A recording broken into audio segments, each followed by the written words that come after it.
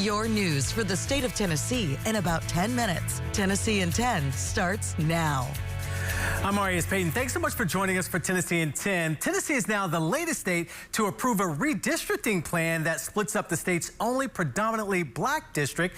The redrawn line splits the Nashville metro region 5 ways and the Memphis area 3 ways, making it likely that Republicans will gain a seat and have full control over the state's congressional delegation.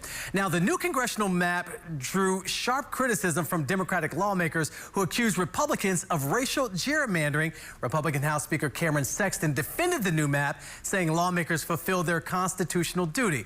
Let's go now to West Tennessee and how this reshaping will impact voters there.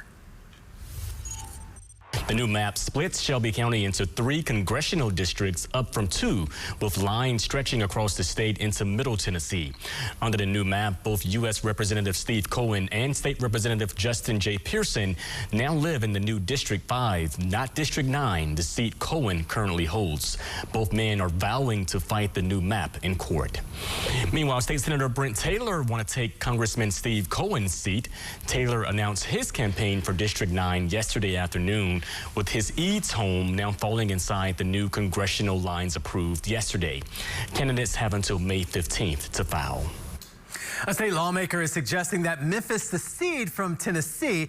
Democratic Representative Antonio Parkinson is calling for a serious national conversation on this idea. He says, quote, if Tennessee no longer respects Memphis' right to self-determination, then Memphis must begin discussing its future.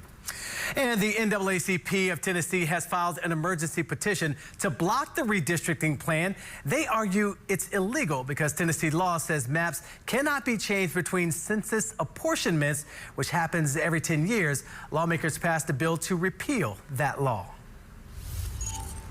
Dramatic video from the Tennessee Capitol shows State Representative Justin J. Pearson confronting troopers as they detained his brother yesterday. Let him go. Let Rep. Pearson go. Let Rep. Pearson. What is wrong with you? What is wrong with you? Tennessee Highway Patrol moved in after a protest erupted in the House chamber during the redistricting vote, removing demonstrators from the floor. Video shows Pearson shouting at troopers as the crowd was escorted outside. He hugged his brother, Keyshawn, and told him he was proud of him before troopers took him away. Officials have not released details on Keyshawn's detainment. He leads the Memphis environmental justice group, Memphis Community Against Pollution. A superintendent in Dickson County faces charges for allowing a convicted sex offender to be on school property. This happened at Greater Things Christian School. Authorities say Superintendent Chris Harris allowed a sex offender to shovel snow at Greater Things Christian School after the ice storm and allow the man to volunteer on other campus projects. Harris acknowledged the incident in a letter reportedly sent to parents. It led one mother, who asked not to be identified, to remove her children from the school. Can't be clear or transparent about what's going on, then I don't feel comfortable having my child in your care, because kids need to be safe in their school. If the leadership is not thinking about the children, then it makes me concerned about what else could happen. The man was reported to law enforcement and charged with violating the terms of his status. As for Superintendent Harris, he is charged with a misdemeanor. Harris was arrested Wednesday but has since bonded out of jail. He is charged with a misdemeanor.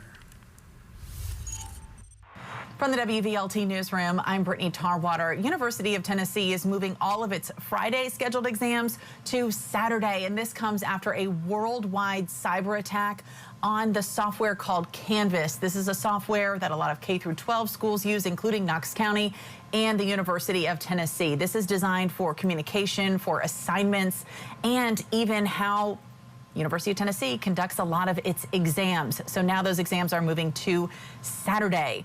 The company, Canvas, says it was recovering from a massive data breach. The platform's parent company says the attack even exposed personal information, including students' names and email addresses all across the country. The status page now shows that it came on around midnight. Knox County, again, uses this platform. School Superintendent Dr. John Weiswick says this should not impact KCS's district. Well, it's official. More students in Tennessee will now be eligible for school vouchers. Governor Bill Lee signed off on the program's expansion yesterday. It adds 15,000 new vouchers for next school year, bringing the total to 35,000. That means more families can apply for state funding to pay for private school tuition. Each scholarship is worth more than $7,000.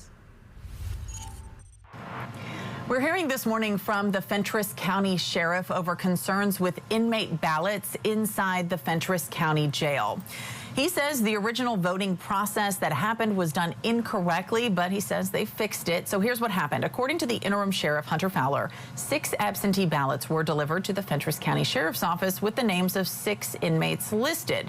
Then we're told an administrator handed the ballots to the inmates filled them out and then handed them back in sealed envelopes. But the issue here is Tennessee law requires members of the Election Commission to be present to make sure there's no influencing or tampering happening.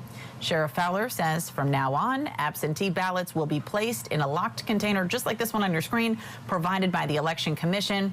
Fowler also adding mistakes can happen, but what matters here is how those mistakes are addressed, corrected, and prevented in the future. He says anybody with issues is free to contact him.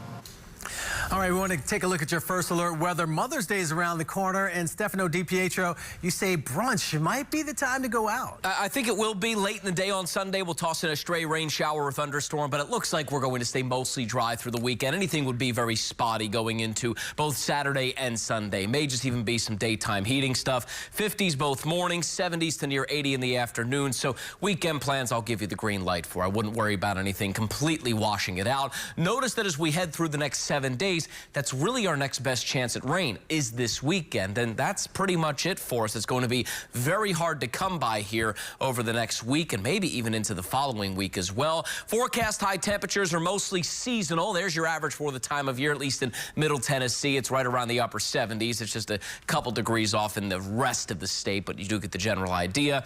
Monday will be a little bit cooler. Let's look beyond that 7-day. Here's 8 to 14 days out. Looks like we'll start to favor above average weather, which means 80s returning to the area. All right, Stefano, thanks so much. And we want to thank you for watching Tennessee in 10. I'm Marius Payton. Enjoy your Mother's Day weekend.